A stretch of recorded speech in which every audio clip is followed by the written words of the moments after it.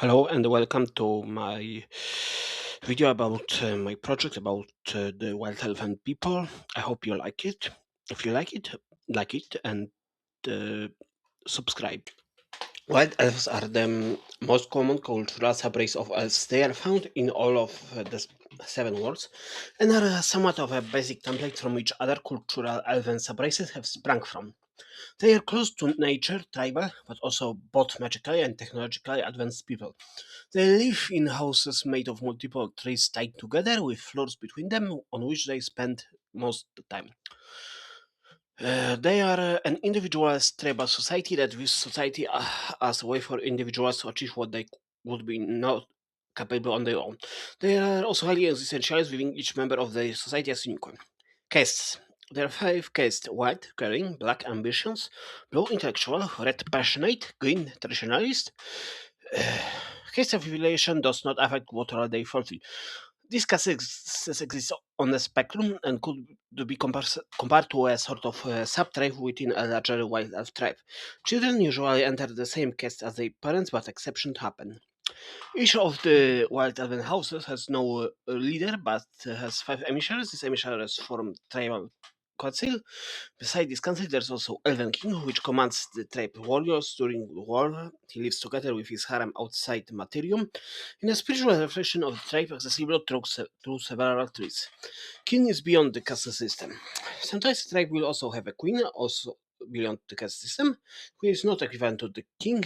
If a tribe has one, as their duty is to control of the tribe defensive military, the king is responsible in such a situation for the offensive military. Racial makeup. All elven subraces are found in equal measure in a wild elven society. As for the other races, the most common are warlords, especially of the Pech and Goblin subraces. Other elementalist races are also found frequently among elves. Other elvish races, such as Trolls, Deva, or Lang, are also common. So the last two are a bit rare. Magician races are rare, but ghouls and bugbears are surprisingly common. Really, if you shed them, will find the dwelling place among the wild elven tribes. The mundane races that are most common among wild elves include the wildmen and the Lekan, the mid subraces. Culture. Major language groups and dialects. The Elven language, Eldren, has a vocabulary similar to the language of the Iberian barbarians, with grammar most similar to the Swami people. However, it has some quirks that no human language has, such as grammatical genius, modes that correspond to three forces of Eldritch magic, singular mode, state mode, and timeless mode, personal dialects, as well as both a tonal system and a Einstein system, specifically for adding double meaning to speech. In addition to this, all tribes have their own language that is a mix of Elven and the languages of surrounding other cultures of other whites. One of the most important cultural traditions of Wild Elves is divine domestication, a process in which a powerful magical entity is slowly, by appeasement and worship, tamed. Many of local deities that neighboring whites worship are a result of this process. Another major tradition is the Goblin Market, in which white elves set up shops and trade with neighboring settlements. These markets are places of wonder and uncertainty, with arcane laws that can spell doom for careless shopper or even one of the merchants. Two darker customs happen, however. First are changeling. Many cuckoo elves kidnap children from neighboring settlements and replace them with their own. While most are raised well, becoming warlocks, some, however, fall in hands of the dreaded Koprachnikos who defend them. The second is the wild hunt, in which wild hunters in winter's hair raids neighboring settlements for riches and sometimes slaves. Red customary codes and values. The things that wild elves value more is artistic wisdom and prowess and honor. Additional level. One of the most advanced in all of the seven wars. Fusion power, laser, etc. Community kit. Wildlife etiquette is directly tied to the environment they are in, so appropriate behavior when meeting someone will vary if the meeting takes place in a sunny meadow or an ancient dark forest. Common dress code. White elves are often noticed refusing to cover their bodies with artifice. If they wear clothing, that clothing is made from things like leaves or fur. Some white elves, however, use artificial cami as a form of clothing. Some white elven warriors even using such beings as a form of living magical armor. Art and architecture. They live in communal houses that are naturally grown circles of trees. Such a circle has several levels that are connected with rope ladders. On the first level layer, there are guards that protect the house. On the second layer, we have a kitchen as well as few ant swarms in specifically designated areas. These stay proper being waste disposal.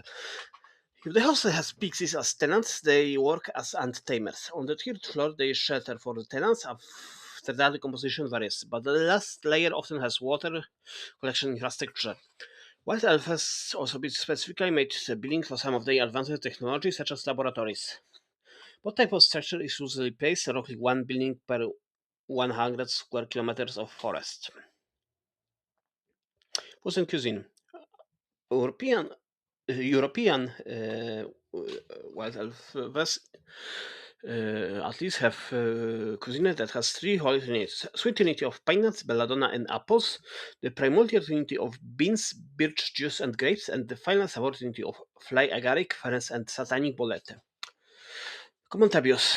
Among the most common tabios is one against iron, since iron is the metallic weakness of eldritch magic.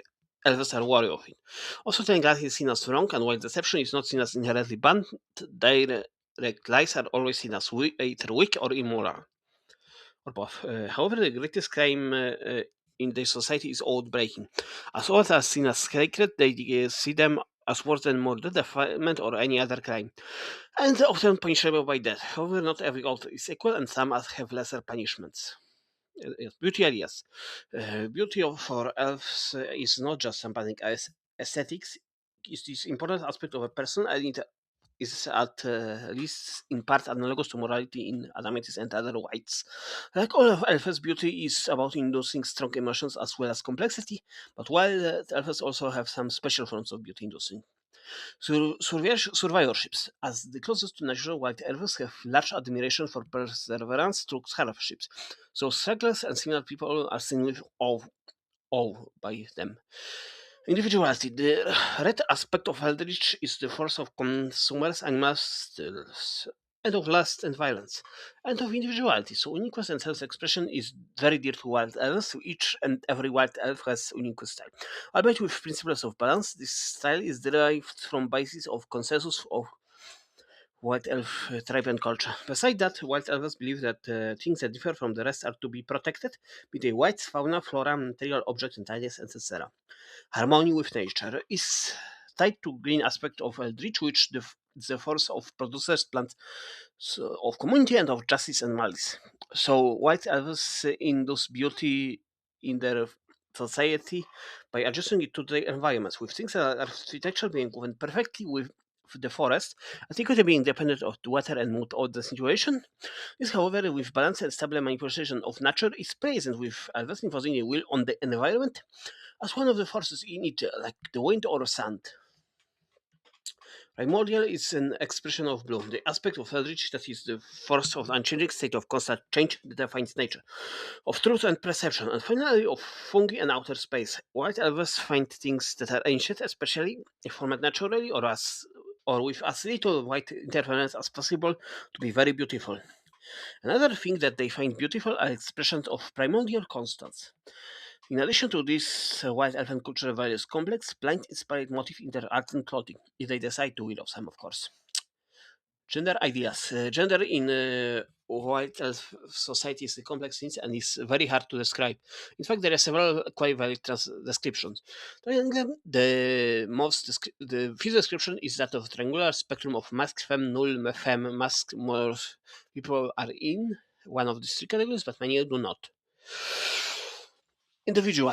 Another one is describing gender as an individual matter, with each white describing gender in individual one manner. High phenotypical diversity among elves means that it does not matter that much. Lack of sets. There are no defined sets of traits associated with particular gender, while there are traits associated with gender.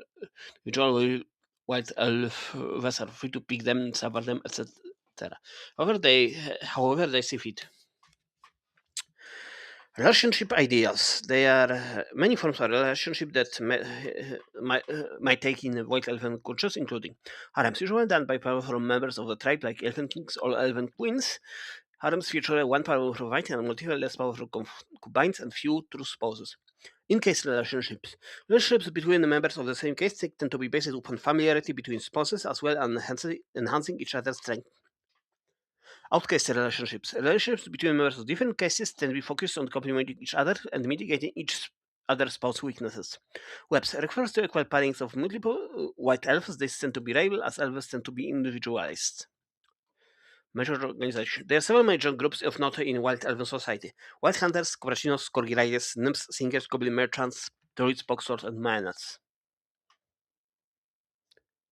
Wild Hunters are a term that refers to various hunting warrior lodges that exist in Wild Elven society.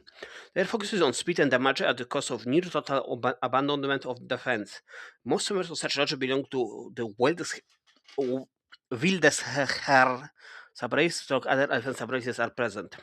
During times of peace, both wild hunters have been known to raid at neighboring Adamite settlements and kidnap humans and other Adamites to keep as thralls. However, due to many such lords whoring themselves out to human leaders and usually leaving once they raided blessing fertility, such events are tolerated. Corgi riders refers to members of the smaller elven subraces, such as pixies, that ride various small dogs and go out to commit mischief on Adamite settlements. Comprachicos refers to groups of white elves, predominantly cuckoo elves, that abduct Adamite children to keep as pets. They take names from the type of Chavi gang of Remani nomadic culture. Such gangs tend to be reviled even among the worst of Chavi gangs. While direct mutilation is rare, such foundings are often gamurred, which changes them. Nymphs are elven hermit women bound with an object of nature. They include actual nymphs and dryads, but also sometimes other subraces as well. Nymphs are bound to their object and protect it, often dying it if their object is destroyed. Older nymphs often become part of king or queen's harem if they decide to end their hermitdom. Singers are members of elven magical tradition of song weaving. Song weaving is based upon using music to manipulate high magic fuels and by that cause magical effects. Song weaving gets its name from the fact that magical practice of this tradition is based upon intricately weaving magical effects to a tapestry of reality, as the best effects achieved are via it are stable. Goblin merchants are wealth elven merchants that called that because they often have members of the goblin subrace of dwarves as members. They are the most traveled among the wild elven society as they often travel to faraway settlements of other races to trade with them. While money can be accepted by goblin merchants, they sometimes prefer more esoteric payments for wonders they sell. Druids are primary religious leaders of the Wild Elven Society. They are people who deal with kami and gain eldritch powers in return. Though the Wild elf tribes of Caledonia, Cambria, and Hibernia, they form a bridge between them and humans via druids of the human settlements of humans of this land. Poxlord. Poxlords are wild elves that, via both scientific study and magical aptitude, becomes master of this seas. They sometimes use as both poisoners and healers of the healers by both elven and Adamite. Maenads are the Dionysian nuns of White Elven society. They live dedicated to madness, debauchery, and violence. The dedication to red grants them disturbing eldritch powers. They are often very dangerous, capable of liberating enemies, and even unfortunate bystanders with disturbing glee. Gatekeepers. Gatekeepers are elves who decide that they need to prevent other elves from abusing other races. This is not something that elven society opposes. In fact, the private fires as right of the other of freedom orc is commonly used by white elves.